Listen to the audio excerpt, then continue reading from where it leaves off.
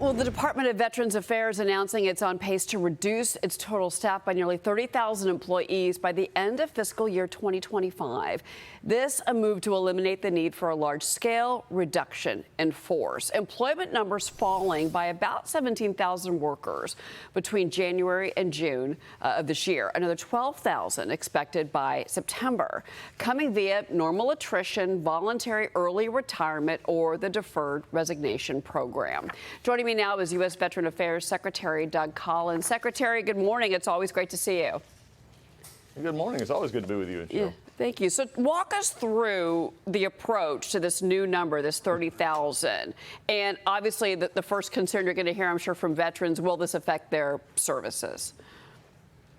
Well, I'm happy to talk about this because, you know, in contrast to the theatrics that many of the Democratic members of Congress and also media, unfortunately, and others in the unions talked about when we first started out on what we'll be looking at our overall force structure. We did a very thoughtful, very careful study of looking at our force structure and how we were structured and how we were aligned to take care of veterans. And the great thing I can report to you now is a promise that I made back then and a promise I kept, that the original 15% was a goal. We were going to make sure that we took care of veterans, we took care of disability claims, and we made sure that there was a seamless process. And in the process, we also protected 350,000 positions to make sure that none of those services were cut. And in the end, what we have done is we've been able to use the attrition, use the deferred retirement plan to actually get us to our goal of making sure that we're more aligned with what we need to be doing, and that is taking care of veterans from day one. I'm very proud of the work that we've done, the very careful work that was done by the staff and the career employees at the VA to continue to look at how we are structuring our force. Now, we still got a little bit to go. We've got some other things that we want to do in the future,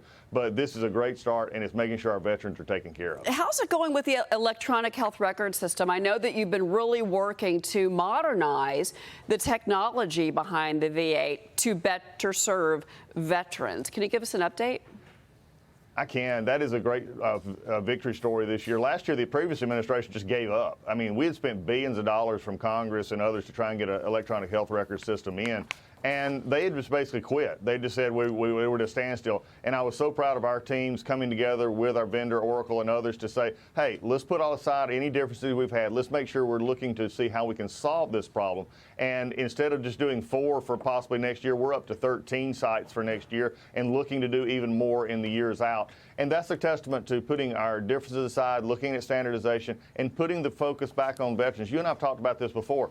If we put the focus at VA on what our main mission is, and that's veterans, then things like this come together because we know it's going to help them, we know it's going to help our services, and I'm just proud that we're actually moving forward. This is another victory at the VA, is we're looking forward to modernizing what we do and making sure our patients are taken care of. It's something that has always been near and dear to your heart as long as I've known you, even when you were in Congress, sir. So let me ask you about this. Mr. Secretary, President Trump signed that big, beautiful bill into law on the 4th of July. It's going to help boost military pay. It also offers tuition assistance, housing, child care assistance, and more. But it does cut some social safety net benefits like SNAP food assistance.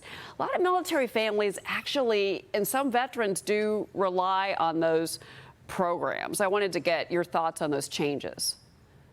Well, look, I think when you raise a bill like the big, beautiful bill, it's going to help our economy. It's going to put everybody on a higher plane. When you raise the level of our economy, it helps everyone. And by the way, the veterans were specifically taken care of in some of those areas dealing with cuts. And so, you know, our veterans are going to be taken care of. This president has always said, he told me first on, take care of our veterans. And that's reflected in the big, beautiful bill as well, because when you take care of them and exempt them from some cuts, but also take care of an economy, which we sort of forget. We forget that the economy rises everyone from the lowest to the highest, and I think that's something that America has to get back into a focus on, that this big, beautiful bill is going to do that, keep the growth going, keep our jobs coming, and make sure that we have growth long term, and that helps everybody. So I'm excited to see that, and I think our veterans will be excited to see that as well. And I know that you've been traveling the country and going and meeting with, not just going to the different VA facilities, but also having conversations about what is needed on the ground as far as medical care and services to deal with things such as PTSD. I know you've been working on that, sir.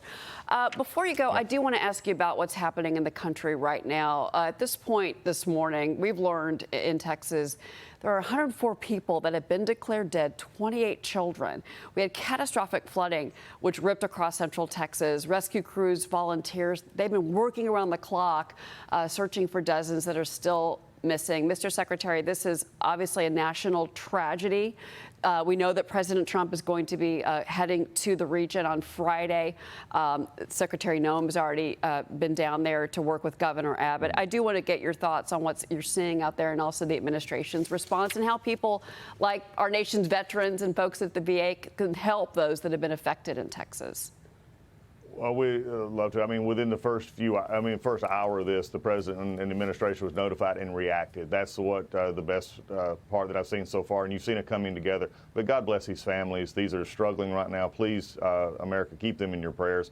Natural disasters and tragedies like this can touch at any time. And right now, there's some folks who just need our uplifting and our prayers, but also those who are actually out there doing the recovery efforts and have been involved in the rescue efforts. They need lifting up as well, because coming out of events like this can be very troubling, to go through and have to deal with this. But I think we've got a response that is coming together. I think the administration will be there just as it has always been. And I want to make sure that we're just taking care of the families. With our VA family, we do have a lot of folks in that area as well. We have been reaching out to them. I've spoke to our centers and our vet centers in those areas to make sure that we're reaching out to our veterans, reaching out as best we can, and making our services available where needed. But it's just a tragic situation, but continue to lift them up in prayers as the administration and others in the state of Texas makes the response that they need. And I did want to ask you about that real quick before you go, because you do have a lot of veterans, families, and military families across the great state. Sir, final thoughts. Yeah, they do. Please reach out if they need anything. They need to just reach out. They have the 988 number. They can always call if there's a need, and they can get you directed to where they need to go. Those are the kind of things that we will do. But our veterans, we are taking care of them. It's a heartbreaking story, what's happening in Texas right now. It is. Well, Secretary Doug Collins, thank you so much for joining us this morning. It's always great to see you. Come back anytime, sir. Look forward to it. You have a great morning. All right, you too, sir.